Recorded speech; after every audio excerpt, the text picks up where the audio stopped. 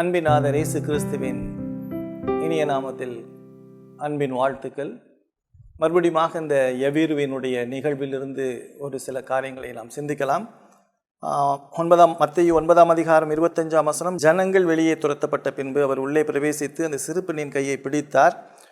உடனே அவள் எழுந்திருந்தாள். இயேசு கிறிஸ்துவை குறித்து இந்த இடத்துல நம்ம பார்க்குறோம். இந்த இடத்துல யவீருவின் மகள் மரித்து போனாள். சரியா? ஆண்டவர் இயேசு கிறிஸ்து உயிரோட எழுப்புறார். இதில் ஒரு முக்கியமான 2 விஷயங்கள் அங்கே நடந்துச்சு. அங்கே யவீர் ஆண்டவர்கிட்ட வேண்டிக் கொண்ட ஒரு விதம், அவன் எப்படி ஆண்டவர்கிட்ட ஜெபம் பண்ணான், எப்படி மன்றாடினான் அப்படின்னு சொல்லி அந்த வசனத்தில் பார்த்தீங்க அப்படின்னு சொன்னால், யவீர் அவரை காண்கிறான். யாரை பார்க்குறான்? இயேசுவை பார்க்குறான். இயேசுவை பார்த்து அவன் சொல்கிறான், ஆண்டவரே அப்படின்னு சொல்லி சொல்கிறான். அவர் ஆண்டவராக இயேசு கிறிஸ்து இல்லாமல் ஒன்றுமே நடக்காது. ஒவ்வொரு மனுஷனுக்கும் ஜெபம் இன்றியமையாதது. அடுத்தது அந்த ஜெபத்தில் பார்த்தீங்க அப்படின்னு சொன்னால், இயேசுவை பார்த்தோன்னே அவர் பாதத்தில் விழுகிறான். தாழ்மை வேணும் ஜெபத்தில், ரொம்ப இன்றியமையாத தாழ்மை. அடுத்தது அவன் சொல்கிறான், மக சாகிறதுக்கு முன்னால் வரணும் அப்படின்னு சொல்லி சொல்கிறான். இது மார்க்கில் பார்க்கும். அப்போ அப்படின்னா அவன் உள்ளத்தில் எவ்வளோ பாரம், அதாவது கெஞ்சுறான், அதாவது அந்த ப்ரெசிஸ்டன்ஸ்ன்னு சொல்லுவாங்க, அதாவது போராடி ஜெபிக்கிறான், இல்லாட்டி விடாமுயற்சியோடு ஜெபிக்கிறான், இல்லாட்டி இடைவிடாமல் ஜெபிக்கிறான் அப்படின்னு சொல்லி நம்ம பார்க்குறோம்ல. அது மாதிரி அந்த பாரத்தோடு அவன் ஜெபிக்கிறான்.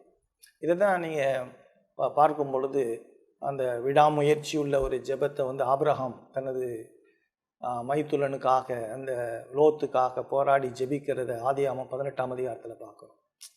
எத்தனை முறை அவன் கேட்குறான்? 50 நீதிமான், 40, 30 அப்படின்னு சொல்லி கேட்டுட்டு வரான் பார்த்தீங்களா? அதை மாதிரி அந்த அந்த அந்த உள்ளத்தினுடைய பாரம். ஜெபம் அப்படி இருக்கணும்.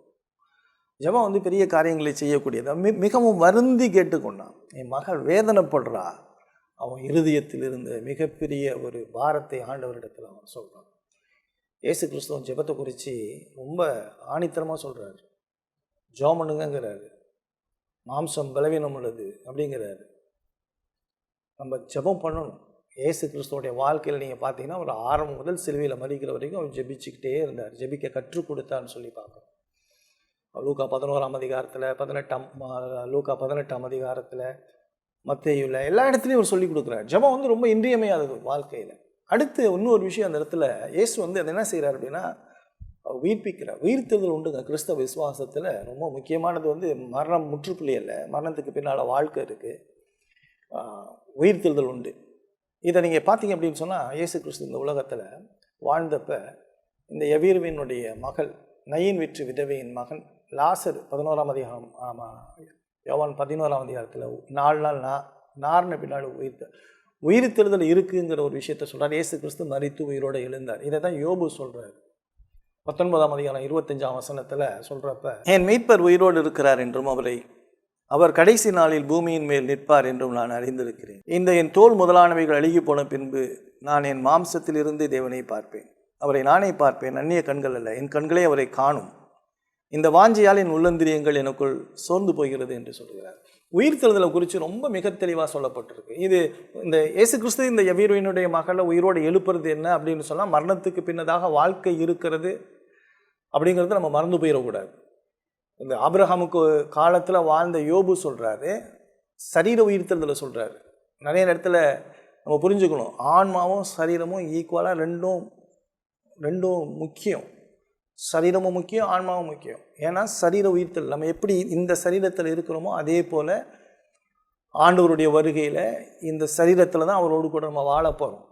ஆக உயிர்த்தெழுதல் என்பது கிறிஸ்தவத்தினுடைய அடிப்படை. எந்த மனுஷனும் மறந்துடாதீங்க, உயிர்த்தெழுதலாம் கிடையாது, அது கட்டுக்கதை அப்படி இப்படிலாம் நினச்சிடாதீங்க. உயிர்த்தெழுதல் உண்டு. ஏன்னா இயேசு மரணத்தை ஜெயித்தார். சரியா? மரணத்துக்கு காரணம் பாவம்.